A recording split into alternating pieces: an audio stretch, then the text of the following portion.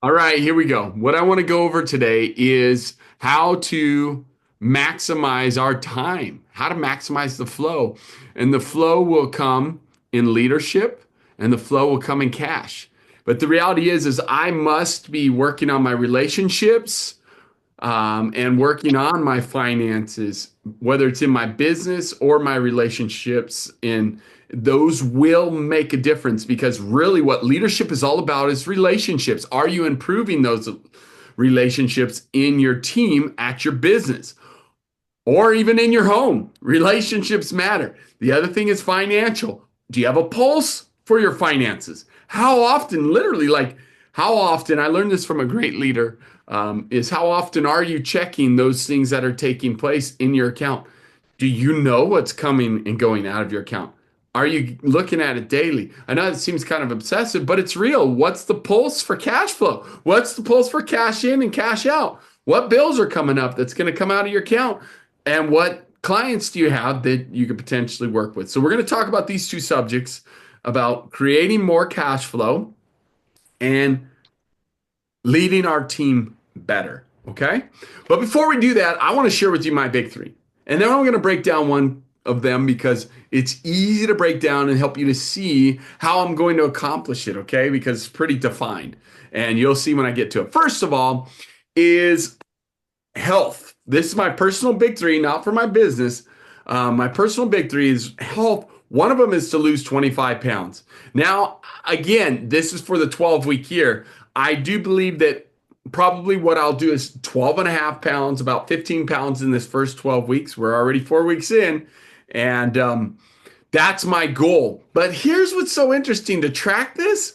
What I've realized, I found out some really cool nuggets. Again, I kind of geek out on this stuff when I start learning about health and understanding the simplicity of dropping weight is really about being disciplined and how many calories you're eating because there's 3,500 calories in a pound. So for me, what I'm going to be doing so that I can actually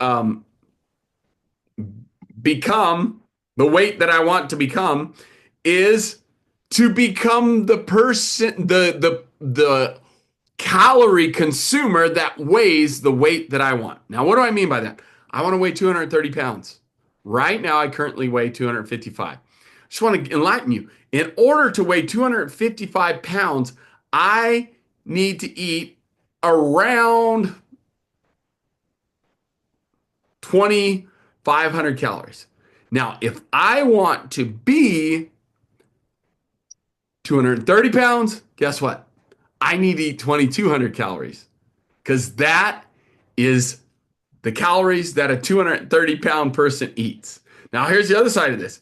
If you don't weigh 230 pounds and you keep consuming 2,200 pounds or 2,200 calories every day, it won't be long. You'll be 230 pounds.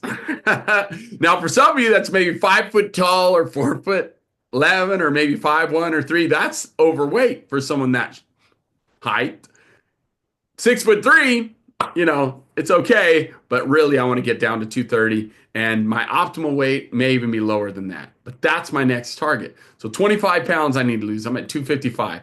So what I want to help you with though is to understand this is how you get results. You measure, you got to have something to go after. And what I'm recognizing is if I will be consistent to create the habit and the lifestyle of eating 2,200 calories, I will become 230 pounds. Now, it may take longer than the 12 weeks, but here's what I know. That's creating a lifestyle that will not only get me there, but keep me there. Because here's the thing. I don't care how you want to be disciplined for then, the next month and drop weight. Guess what? You're going to be right back to your old weight. How do I know that? Because if you don't change your eating habits, you'll be right back to it. Because if you're consuming more than the weight that it requires or the calories it requires to maintain that weight, if you're consuming more or less, you're going to shift. You're going to move one direction or the other. It's math. It's science. It's real. So I just want to encourage you in that. And that's what I'm recognizing and realizing. It's simpler than we want to make it. So if you're interested in this, hit me up, seriously. And I'll tell you, you tell me the weight you want to weigh, and I'll tell you the calories you should consume daily to get there. And it may take you a year to get to that weight. But guess what? if you're consistently eating that amount of calories every day, every day, every day, your body will shift into that weight, especially if you do it consistently and then make it a lifestyle. You'll become that weight and you'll stay that weight. That's the beautiful thing. All right. Now, my second, that's my health goal, by the way. Secondary. Ah, the question is, what's a good calorie tracker? Guess what I've done? I'm using AI because a lot of times I'm sitting here trying to figure this out. And I'm like, now I just tell them, hey, I got 3 olives, I've got 2 carrots, I'm eating two slices of cheese, and I describe them. Look, he's smart. He has access to all that stuff. He can tell you what the calories are. And he's pretty freaking accurate. I tell him and describe something, and then I actually look it up, and it's really close, within like 10 or 15 calories. So listen, this is an easy one. I would recommend, I can't believe there's not apps out there yet. We should invent it, I guess, but that use AI to track your calories, especially if AI is able to do a cumulative. You just tell it every day, here's what I ate, and he'll tell you how many calories that is. Say, hey, can you tell me how many calories this is what I just ate? But guess what? Even coffee, when you put creamer, creamer's got calories. So you got to even say that I put a tablespoon of creamer just to see and get an idea. You're going to be shocked. Because if you're at a heavier weight than you want to be, it's because you're eating too many calories every single day. You're eating the calories that it takes to get that weight and maintain that weight. It's just real. Hey, no shame, no guilt, just truth. So if you want better health, if you want a different weight, hit me up and I'll tell you how many calories that would be. All right? It's simple math. It's super cool. I'm super pumped about this. I discovered it over the weekend. Now, my next one is financial. Okay. Listen, I want to increase my finances and increase our business. I've been talking about it to where we do $100,000 in business a month. That takes some work. We've done it, but we haven't maintained it. And that's my new financial game in is to maintain it. Now that does involve my business and then it affects my personal and things like that.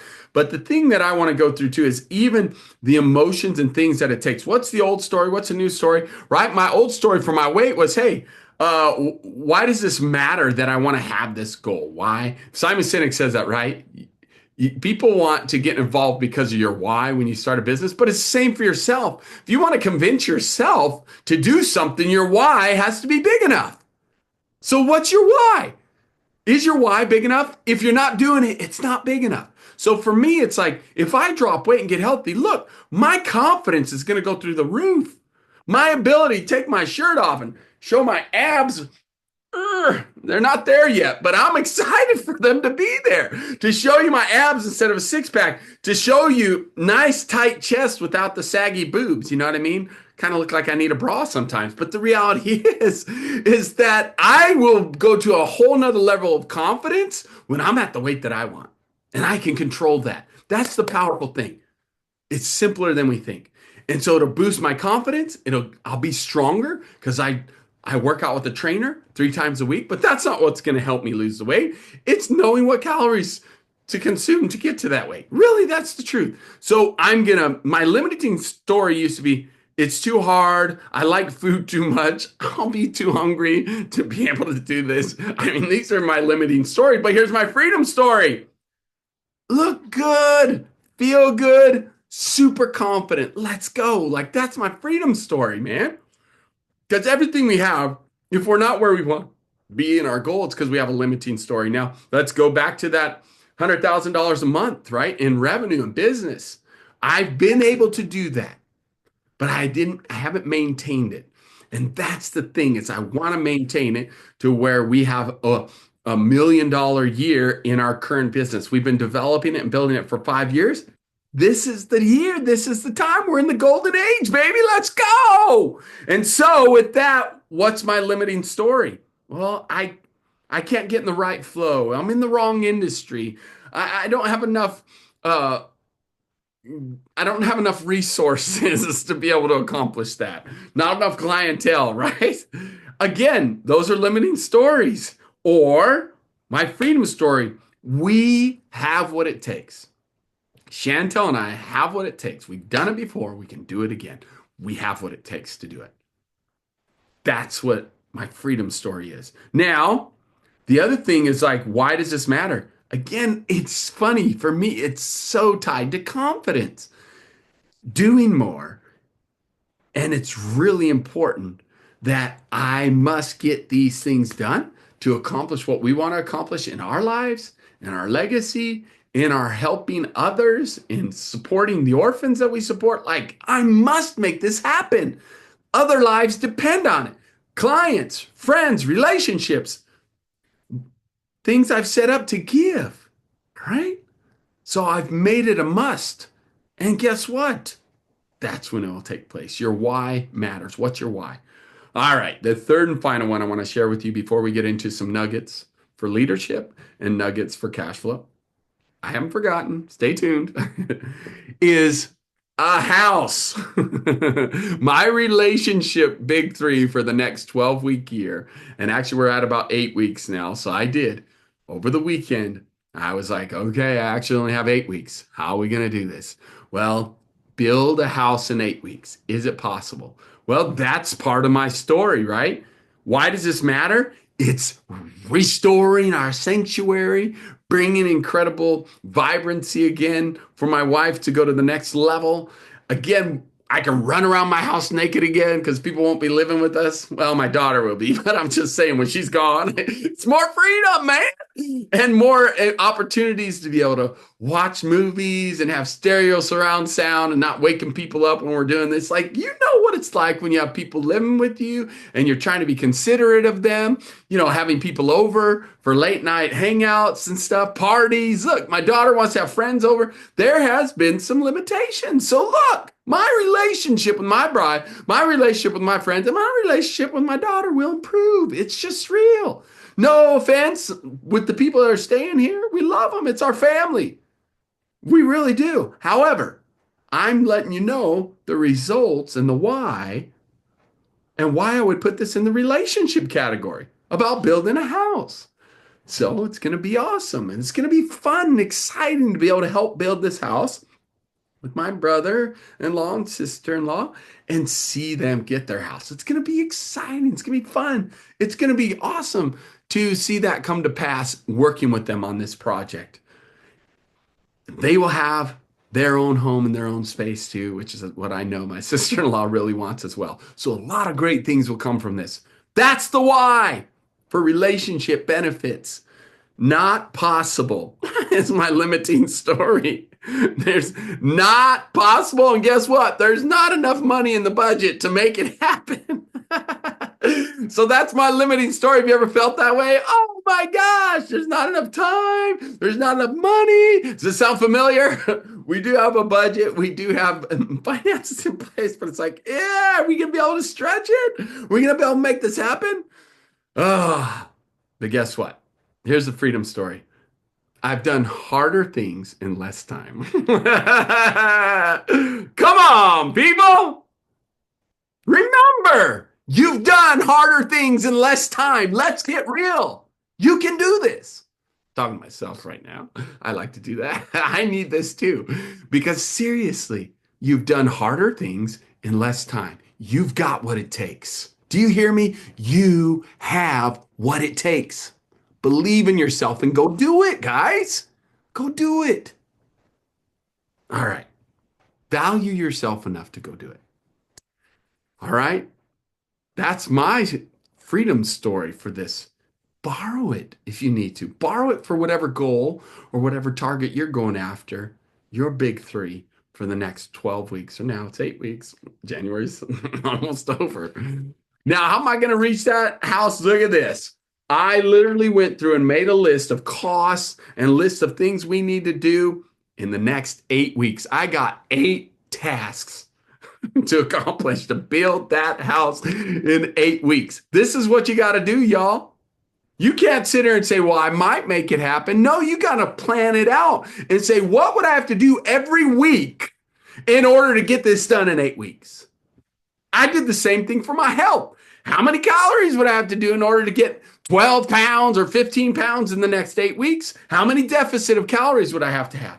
If I do 500 calorie deficit, which my metabolism is 2,200 per day, I'd have to eat about 1,700 calories per day. And each week, I'll be 500. Each week I'll lose a pound. So in the next 8 weeks, plus exercise and maybe a little bit more, right? Again, I got some little sneaky tricks I'm going to do. But I know in the next 8 weeks, if I want to lose 10 pounds, I got to have 35,000 calorie deficit. That's the facts. Because 3,500 calories equals 1 pound, y'all. Okay, it's math. 10 pounds, 35,000 calorie deficit.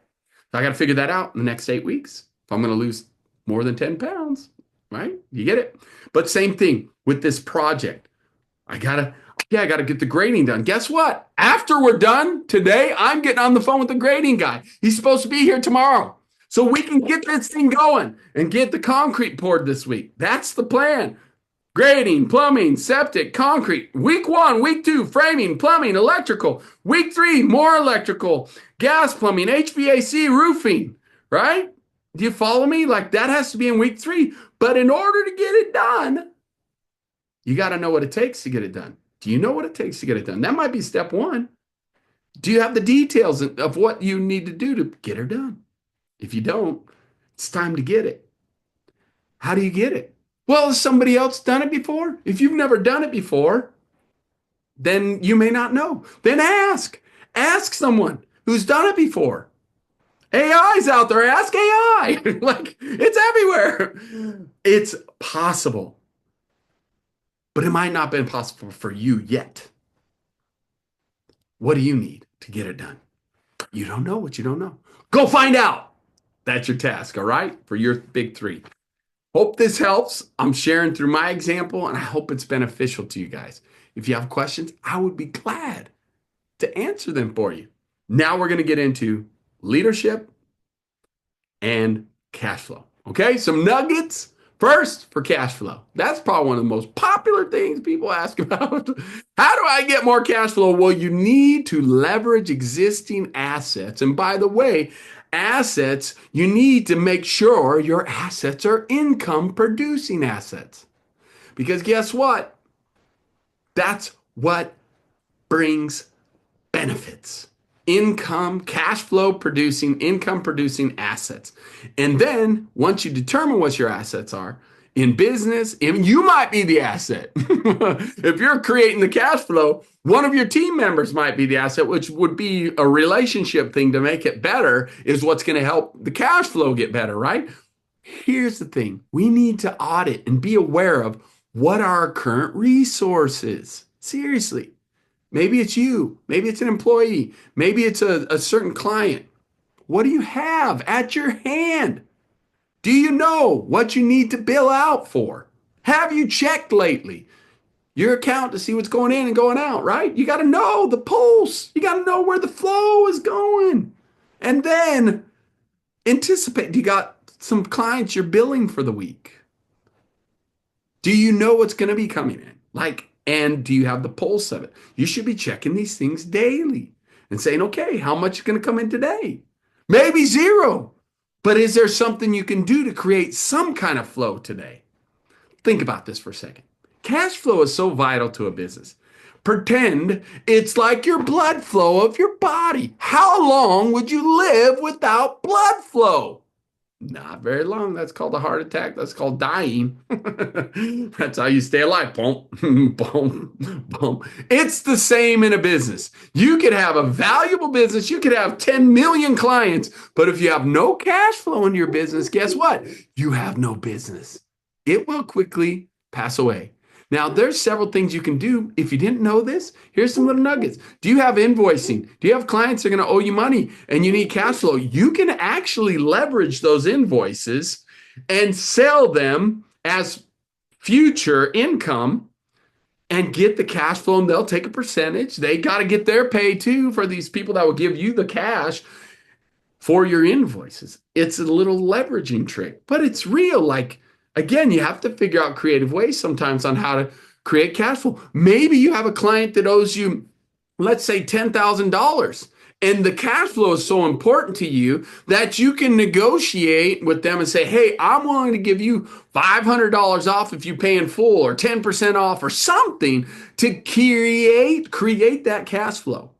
Does that make sense? Because again, if you don't know the pulse, If you're not checking the pulse of your company to see what's flowing, it won't be long before it's going to sneak up on you like a heart attack, right? It's like not exercising, not keeping that blood flowing. It's really important to do that. So, what are your current resources? Identify assets that can generate immediate revenue. Do you have some billing maybe you forgot about? I have one. It was a pleasant surprise. Those are the best ones, right? I had a client I forgot to bill, and they're like, "Hey, did you bill me yet?" And I was like, "Score!" Those are my favorites. I know you guys can relate. If you're an entrepreneur and you're a business owner, I know you can relate. It's like, "Oh yeah, cool." But that's the thing is we should know, do we have some checks and balances to know who owes what? And if you have bigger bulk payments, can you have them pay in full instead of increments to get you some cash flow for this month and give them a discount, right? You see what I'm saying? Or can you upsell, cross sell?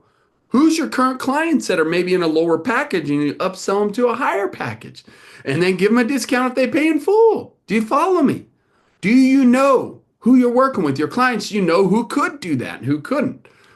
Or can you cross sell? Meaning, hey, we got this other thing going on. I know you can't afford to do the upsell, but maybe we got this side gig. You could do a one-off mentorship, or you could do a one-off this or that and help you grow and build. Or maybe you come to a retreat. Lately, we've been doing a lot of that too. Like, hey, I know you couldn't afford the package, but why don't you come to a retreat? We'll give you a discount for that, or we'll include this or that. We did it at the end of the year to close out strong. For the end of the year, we actually did a special and said, hey, if you're willing to do this and book your retreats for this year, for 2025, we got all the dates, we got all the locations, we'll give you a discount. And guess what? People took advantage of it. It was awesome. I think we cleared like, seriously, I should know the numbers. I should know these numbers, right? But I think it was around $20,000 worth of cash flow towards the end of the year to finish strong. It was great because we were willing to have an offering, willing to make a deal. All right. So, how about pre-sale? That's what we kind of did because we said 2025, here's our dates, here's our locations. Which one do you want to come to? And we'll give you a discount on your booking fees for booking for that retreat, or we'll give you a discount on the retreat itself. We did a BOGO, right? Buy one, get one free. If you come and you bring someone with you, do you see what I'm saying about this? These things matter. What can you offer? You need the cash. Get creative. So, pre-sale or bundle services, right? Maybe you've been doing some a la carte and you just, I don't want to do a bundle to make them an offer they can't refuse. Look, I tell you, at different times in our business, we've had to get creative and then people love it. We're like, we did something good. We had an idea here and they jumped on it and we continued to do it because it got so popular. Part of that was even our mentorship. For the longest time we held out, we were like, we're going to let our content mentor and our group mentorships. We didn't necessarily want to get into one-on-one mentorship. And people kept asking. We created a package and then we actually realized it worked best. So a lot of times you try something new or offer something new and see what people bite on. When they bite on it, then you create the package or create the offer. And then you see it works for a few. You've planted seeds, right? It's the whole MVP process, but that's a whole nother lesson. But the point is what are you going to do to create more cash flow? You could optimize your payment terms. Like I said, maybe someone's on monthly and you say, hey, I'll give you a discount if you're willing to pay in full for the year, right? That gives you a chunk of cash flow. And then you get to keep the business flowing and going. Do you follow me? Then you're like, well, but I need that every month. Do you? Or can you utilize it now and then do that next month with another client and keep the cash flowing? Do you follow me? Like sometimes we think closed-minded. Open your mind, really. And then what about shortening those payment cycles, right? Maybe it's like, oh, what about 6 months? You can't do a year in full. What if you paid for 6 months? We'll give you 5% off instead of 10% off. Do you follow me? Like if you negotiate deals, you can get the flow going. And maybe it's offering, well, if you're willing to renew. I know you aren't renewing for 2 months, but if you'll renew now, I'll give you this kind of deal. I mean, there's so many creative ways. But as an owner and as the CEO, you got to keep the pulse. You got to know the pulse, all right? That's probably the biggest lesson here. What about expanding your visibility and access? Can you launch a new campaign? Can you partner with some kind of complementary business and tell them, hey, I'm going to offer this deal for your clients if you offer this deal for my clients, right? And see how you can collaborate with a company. For instance, for us, we do, for marriage mastery, and maybe, hey, we could work with someone that. Oh, we are actually. We're working with Jesse and Adina, who work with singles, right? And we refer them, we actually recommend them, and we do help them in their matchmaking process. But the point is that then they refer us for married couples once they're engaged. So again, it's that working together, collaborating together, and it's mutually beneficial. What are some other arenas that it could be mutually beneficial in? Maybe it's some kind of, since we work with couples, maybe it's some kind of marriage counselor. We don't do counseling, we do mentorship, retreats, mastery. Maybe we could work with a counselor that's doing marriage counseling. He says, hey, I think they could really benefit from your recipe retreats and your mentorship and guidance and your example and your app and things that you use. You know what I mean? What can you do to collaborate with some industry that would be complementary to you and you'd be complementary to them? Think about it. That can help boost your business and get you some cash flow. So capitalize on urgency. Use limited time offers, discounts, maybe for founder only deal, or help to drive quick decisions for people, an offer they can't refuse. What do you need? First, you got to know, what do you need? What's the pulse? Okay. My blood flows down a little bit. My heartbeat's low. I need to increase it. Right? Your cash flow's down. You need to increase it. Maybe you need to increase it $5,000. Do you know what you need to increase it? And then go after it. Set the target and go after it and get creative. And I assure you, you'll make it. God will make a way where there seems to be no way, but you got to go towards it. You got to do something for it. Okay. All right. Next, I promised you we'd get into leadership stuff. Here's the thing. A lot of times without a vision, the people perish. Have you clarified the vision lately?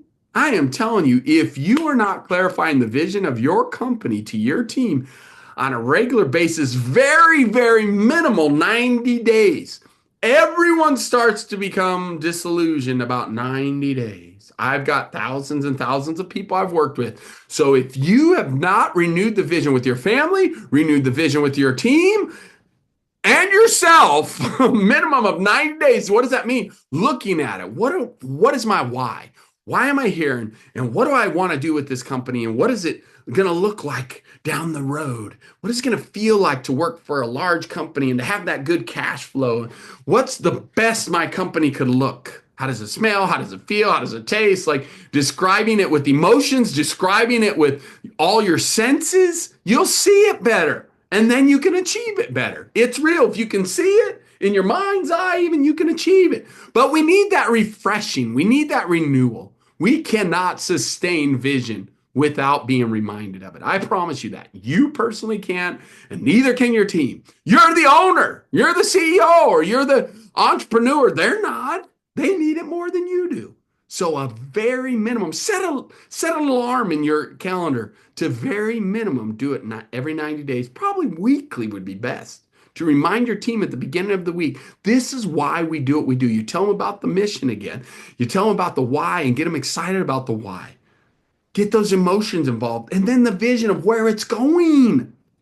MVP, y'all. And why is this peculiar? Why does it work? You have to sell them all the time. I'm telling you, you have to continuously sell your team and yourself. And then there's clients too, right? It's crazy, but it's true. Are you selling yourself on what you're doing? Do you know your mission? Do you know your vision? Do you know what's peculiar or unique about your company? You should, because that's important and it's vital to get your team on board and to be a great leader. All right? You got to lead yourself first. Can you communicate? Well, can you articulate your vision? And is it simplified? Maybe it's a little complex. Maybe you need to simplify your mission. Maybe you need to simplify your vision. Can you say it in one phrase? Maybe you need to simplify it. I don't know. But are you looking at it, revisiting it, and then talking about it to your team? It's important. What about regular feedback? Are you asking for feedback from your team? I want feedback from you. How am I doing? I'm the bottleneck. Look, you need to just own that. You as the owner or CEO, you're the bottleneck.